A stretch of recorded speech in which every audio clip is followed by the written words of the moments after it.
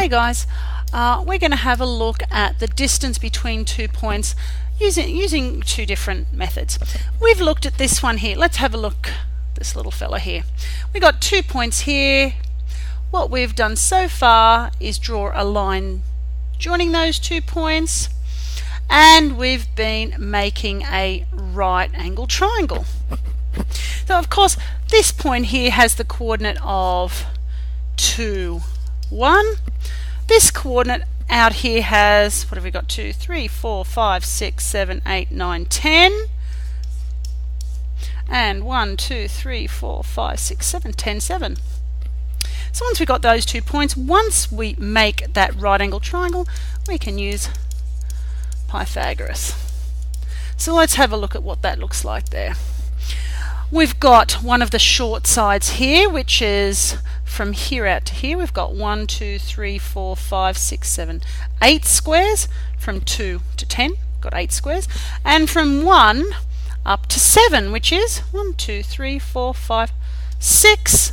And we want our distance here. So according to Pythagoras, we've got d squared equals 6 squared plus 8 squared.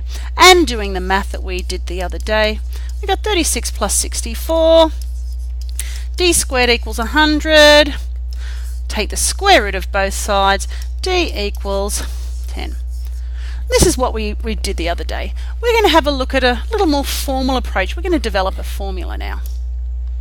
Alright, so let's have a look. Let's draw up our same triangle here. Exactly the same.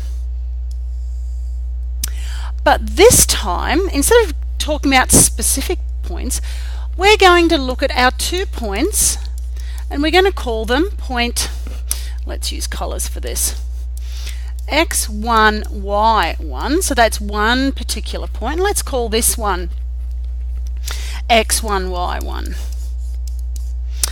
And let's call this one, because it's an xy point, and I'm going to call this one x2, y2. So let's put that over here, x2, y2. Okay, so if we have a look, this value over here from our point x2, y2, this height here is going to be y2, and this point over here is going to be x1. Now if we have a look at our blue one, this height here is going to be the height y1, and this point here is going to be, sorry, x1. Oh, sorry, I've written 1 over there. Let me make that 2. That's x2, isn't it? Okay, now let's have a look at how we get these distances.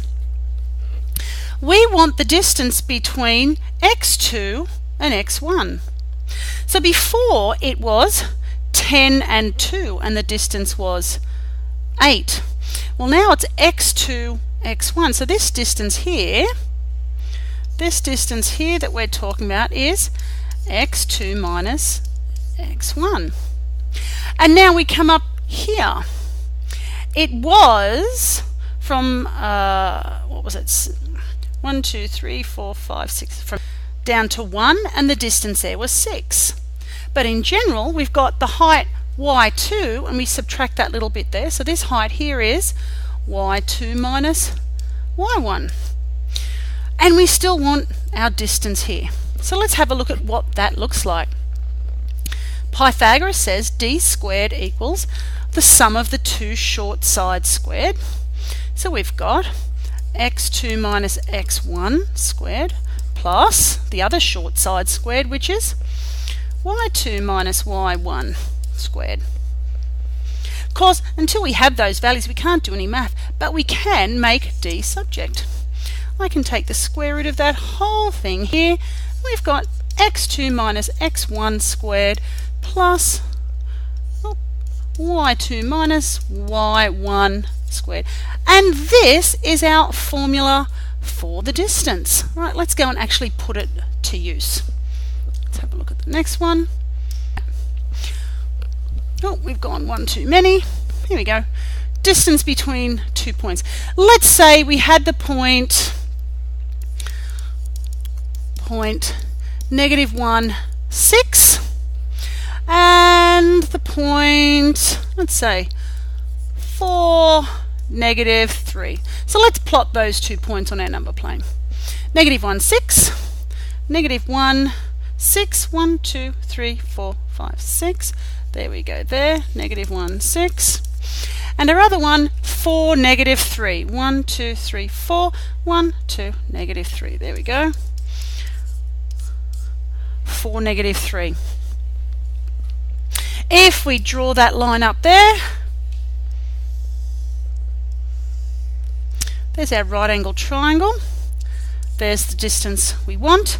Now, if we count this here, we know Pythagoras says we're going to have 1, 2, 3, 4, 5. That length is 5. And we've got 3, 4, 5, 6, 7, 8, 9.